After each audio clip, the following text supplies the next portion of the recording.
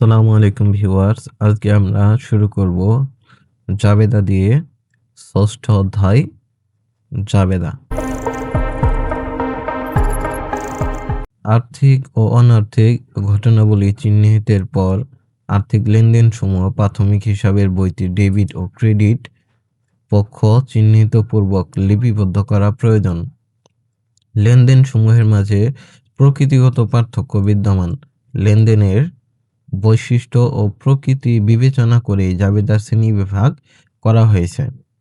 লেনদেনের প্রকৃতি অনুযায়ী যে শ্রেণী জাবেদা প্রযোজ্য ওই জাবেদায় তা লিপিবদ্ধ করতে হবে। নিচে জাবেদার শ্রেণীবিভাগ দেওয়া আছে। জাবেদাকে আমরা দুই ভাগে ভাগ করতে পারি: বিশেষ জাবেদা ও প্রকৃত জাবেদা। বিশেষ জাবেদার ভিতরে আছে ক্রয় জাবেদা, বিক্রয় জাবেদা, ক্রয় ফেরত জাবেদা, বিক্রয় ফেরত জাবেদা, নগদ প্রাপ্তি জাবেদা এবং নগদ প্রদান জাবেদা। আর প্রকৃত জাবেদার ভিতরে আছে সংশোধনী জাবেদা, সমন্বয় জাবেদা, সমাপনী জাবেদা, প্রারম্ভিক জাবেদা ও অন্যান্য জাবেদা। জাবেদার ধারণা: লেনদেনে সংঘটিত হওয়ার সাথে সাথে আমাদেরকে যতটুকু সম্ভব লেনদেনের বিশদ বিবরণ লিপিবদ্ধ করতে হবে। লেনদেনের এই বিবরণ প্রাথমিকভাবে প্রথম অবস্থায় জাবেদায় লিপিবদ্ধ করা হয়। লেনদেনের ডেবিট ও ক্রেডিট পক্ষ বিশ্লেষণ করে তারিখের ক্রমানুসারে ব্যাখ্যা সহকারে জাবেদায় লিখে রাখা হয়। পরবর্তী সময়ে হিসাবের পাকা বই খতিয়ান প্রস্তুতির ক্ষেত্রে জাবেদার সহায়ক বই হিসেবে কাজ করে, যার কারণে জাবেদাকে হিসাবের প্রাথমিক বইও বলা হয়। জাবেদা বই সংরক্ষণ বাধ্যতামূলক নয়, কিন্তু হিসাব তৈরির সুবিধার্থে জাবেদা প্রয়োজন।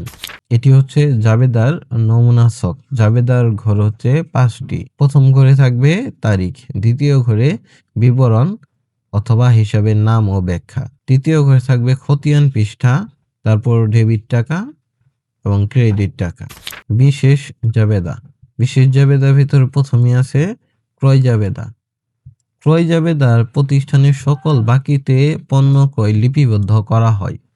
বিক্রয় জাবেদা: বিক্রয় জাবেদায় প্রতিষ্ঠানের সকল বাকিতে বিক্রয় লিপিবদ্ধ করা হয়। ক্রয় ফেরত জাবেদা: বাকিতে ক্রয়কৃত পণ্য ফেরত দেওয়া হলে ক্রয় ফেরত জাবেদায় লিপিবদ্ধ করা হয়। বিক্রয় ফেরত জাবেদা: বাকিতে বিক্রয়কৃত পণ্য ফেরত পাওয়া গেলে বিক্রয় জাবেদায় লিপিবদ্ধ করা হয়। নগদ প্রাপ্তি জাবেদা: যে সকল লেনদেনের দ্বারা নগদ প্রাপ্তি ঘটে, নগদ পণ্য বিক্রয় সহ, তা নগদ প্রাপ্তি জাবেদায় লিপিবদ্ধ করা হয়। নগদ প্রদান জাবেদা: যে সকল লেনদেন দ্বারা নগদ প্রদান ঘটে, নগদে পণ্য ক্রয় সহ, তা নগদ প্রদান জাবেদায় লিপিবদ্ধ করা হয়। সাধারণ জাবেদা দাখিলার প্রদানে বিবেচ্য বিষয়সমূহ: দুতরফা দাখিলা পদ্ধতি অনুযায়ী প্রতিটি আর্থিক লেনদেনের ন্যূনতম দুটি পক্ষ বিদ্যমান: ডেবিট পক্ষ এবং ক্রেডিট পক্ষ। জাবেদা দাখিলার মাধ্যমে আমরা এই দুই পক্ষকে চিহ্নিত করি। লেনদেনের জন্য সর্বদাই একটি ডেবিট পক্ষ ও একটি ক্রেডিট পক্ষ হবে, তা সব ক্ষেত্রে প্রযোজ্য নয়। লেনদেন অনুযায়ী একাধিক ডেবিট বা ক্রেডিট পক্ষও থাকতে পারে, তবে বিশেষভাবে লক্ষ্য রাখতে হবে ডেবিট পক্ষের মোট টাকার পরিমাণ যেন ক্রেডিট পক্ষের মোট টাকার পরিমাণের সমান হয়। এখানে উল্লেখ্য, শুধু দুইটি পক্ষ চিহ্নিতই যথেষ্ট নয়, পাশাপাশি উপযুক্ত হিসাব শিরোনাম প্রদান করা জরুরি। যদি ভুল বা অনুপযুক্ত হিসাব শিরোনাম লেখা হয়, তবে কখনোই প্রতিষ্ঠানের প্রকৃত আর্থিক চিত্র প্রকাশ পাবে না। এসব অধ্যায়ে লেনদেনের সংশ্লিষ্ট হিসাব সম্পর্কে ধারণা প্রদান করা হয়েছে। নিচে জাবেদা দাখিলার কতিপয় বিবেচ্য বিষয় উদাহরণ সহ উল্লেখ করা হলো। পণ্য, মাল, চেক প্রভৃতি নামে কোনো হিসাব হবে না। পণ্য বিক্রয় যদি থাকে তাহলে নগদ হিসাব ডেবিট এবং বিক্রয় হিসাব ক্রেডিট করতে হবে। পণ্য ক্রয় বাবদ চেক প্রদান: পণ্য ক্রয় বাবদ চেক প্রদান করা হলে ক্রয় হিসাব ডেবিট হবে এবং ব্যাংক হিসাব ক্রেডিট হবে। পণ্য ক্রয় ও বিক্রয়ের ক্ষেত্রে যথাক্রমে বিক্রেতা ও ক্রেতার নাম উল্লেখ থাকলে তা বাকিতে হয়েছে বলে গণ্য করতে হবে, তবে নামের পাশাপাশি নগদ, চেক, ব্যাংক প্রভৃতি কথা যুক্ত থাকলে তা বাকিতে হয়েছে বলে গণ্য করা যাবে না। হাসানের নিকট হতে ক্রয় হিসাব ডেবিট হবে, পাওনাদার হিসাব হাসান ক্রেডিট। খালেকের নিকট নগদে পণ্য বিক্রয়, নগদ হিসাব ডেবিট এবং বিক্রয় হিসাব ক্রেডিট হবে। পণ্য ক্রয় ও বিক্রয় বাকিতে হয়েছে কিন্তু ক্রেতা ও বিক্রেতার নাম উল্লেখ নেই। এই ক্ষেত্রে ক্রয়ের ক্ষেত্রে পাওনাদার হিসাব ও বিক্রয়ের ক্ষেত্রে দেনাদার হিসাবে লিপিবদ্ধ করতে হবে। বাকিতে পণ্য ক্রয়, ক্রয় হিসাব ডেবিট, প্রদেয় হিসাব বা পাওনাদার হিসাব ক্রেডিট। এখানে উল্লেখ্য যে প্রদেয় হচ্ছে আধুনিক হিসাব পদ্ধতি এবং পাওনাদার হচ্ছে ব্রিটিশ হিসাব পদ্ধতি। যে কোনো একটি লিখলেই হবে। তারে পণ্য বিক্রয় প্রাপ্য হিসাব বা দেনাদার হিসাব ডেবিট হবে এবং বিক্রয় হিসাব ক্রেডিট। ক্রয় ফেরত ও বিক্রয় ফেরতের ক্ষেত্রে উক্ত পণ্য বাকিতে ক্রয় ও বাকিতে বিক্রয় হয়েছিল বলে গণ্য করতে হবে। আন্তঃফেরত বা বিক্রয় ফেরত, বিক্রয় ফেরত হিসাব ডেবিট, দেনাদার হিসাব ক্রেডিট। ক্রয়কৃত পণ্য ফেরত দেওয়া হলো, পাওনাদার হিসাব ডেবিট, ক্রয় ফেরত হিসাব ক্রেডিট। সম্পদ ক্রয় ও বিক্রয়ের ক্ষেত্রে নতুন পুরাতন ক্রয় বিক্রয় প্রভৃতি উল্লেখ করা যাবে না। যেমন আসবাবপত্র ক্রয় হিসাব, পুরাতন যন্ত্রপাতি বিক্রয় হিসাব, নতুন অফিস সরঞ্জাম হিসাব নামে প্রভৃতি হিসাব খোলা যাবে না। নতুন আসবাবপত্র ক্রয়, আসবাবপত্র হিসাব ডেবিট, নগদ হিসাব ক্রেডিট। পুরাতন যন্ত্রপাতি বিক্রয়, নগদ হিসাব ডেবিট, যন্ত্রপাতি হিসাব ক্রেডিট।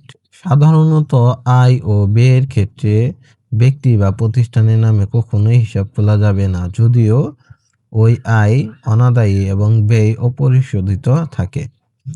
কর্মচারী জামিলকে বেতন প্রদান, বেতন হিসাব ডেবিট, নগদ হিসাব ক্রেডিট। মনি স্টেশনারি হতে বাকিতে মণিহারি দ্রব্যাদি ক্রয়, মণিহারি হিসাব ডেবিট, বকেয়া মণিহারি হিসাব হবে ক্রেডিট। তপু ট্রেডার্সের নিকট কমিশন প্রাপ্য হয়েছে, প্রাপ্য কমিশন হিসাব ডেবিট, কমিশন আয় হিসাব ক্রেডিট। ব্যক্তিগত বা ব্যবসায়ের প্রয়োজনে পণ্য ব্যবহার, বিজ্ঞাপনের জন্য বিতরণ, পণ্য চুরি, পণ্য নষ্ট প্রভৃতি লেনদেনের ফলে পণ্যের পরিমাণ হ্রাস পায়, তাই এই সকল ক্ষেত্রে ক্রয় হিসাব ক্রেডিট করতে হবে। ব্যক্তিগত প্রয়োজনে পণ্য উত্তোলন, উত্তোলন হিসাব ডেবিট, ক্রয় হিসাব ক্রেডিট। দোকান হতে পণ্য চুরি হলো, বিবিধ ক্ষতি হিসাব ডেবিট, ক্রয় হিসাব ক্রেডিট। প্রতিষ্ঠান হতে উত্তোলন হলে মালিকের ব্যক্তিগত উত্তোলন বোঝাবে, ব্যাংক হতে উত্তোলন হলে তা প্রতিষ্ঠানের জন্য হয়েছে বলে গণ্য করতে হবে। মালিকের জন্য উল্লেখ থাকলে তা উত্তোলন হিসাবে লিপিবদ্ধ হবে। ব্যবসায় হতে উত্তোলন, উত্তোলন হিসাব ডেবিট, নগদ হিসাব ক্রেডিট। ব্যাংক হতে উত্তোলন, নগদ হিসাব ডেবিট, ব্যাংক হিসাব ক্রেডিট। পণ্য, নগদ অর্থ, কোনো সম্পদ চুরি বা নষ্ট হলে বিবিধ ক্ষতি হিসাব নামে লিপিবদ্ধ হবে।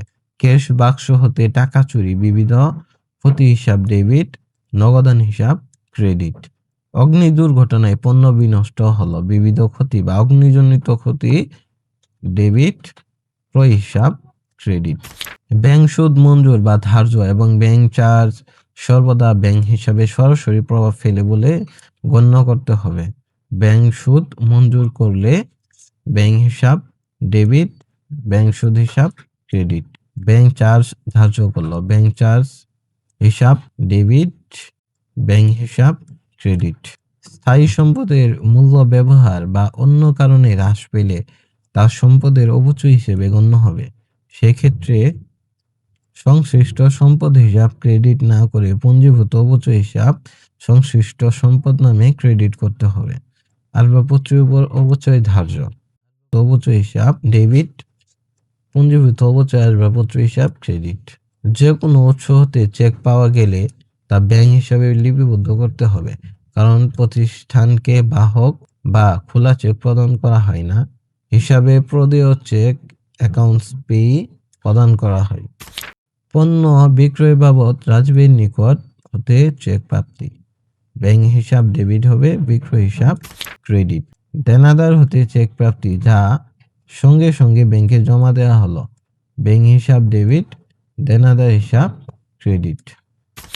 ব্যবসায় প্রতিষ্ঠান মালিকের নিকট হতে যে কোনো সুবিধা গ্রহণ করলে মূলধন হিসাব ক্রেডিট এবং মালিককে সুবিধা প্রদান করলে উত্তোলন হিসাব ডেবিট হবে।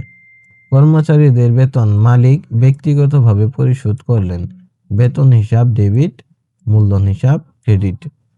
মালিকের বাজার খরচ ব্যবসায় হতে পরিশোধ। উত্তোলন হিসাব ডেবিট, নগদ হিসাব ক্রেডিট। দেনা পাওনা নিষ্পত্তির সময় যে পরিমাণ অর্থ ছাড় পাওয়া ও দেয়া হয় তা যথাক্রমে পাওনাদার ও দেনাদার হিসাবকে প্রভাবিত করবে। 10,000 টাকা দেনা পূর্ণ নিষ্পত্তিতে 9,000 টাকা প্রদান করা হলো, তাহলে পাওনাদার হিসাব সম্পূর্ণ ডেবিট, প্রাপ্ত বার্তা হিসাব ক্রেডিট হবে। যেহেতু এখানে বার্তাটা আমার আয়, সেহেতু বার্তাটা হবে ক্রেডিট এবং নগদান হিসাব 9,000 টাকা ক্রেডিট করতে হবে। দেনাদার হতে 7,000 টাকার পাওনার পূর্ণ নিষ্পত্তিতে 6,500 টাকা প্রাপ্তি, নগদান হিসাব 6,500 টাকা ডেবিট হবে। প্রদত্ত বার্তা হিসাব 500 টাকা ডেবিট হবে।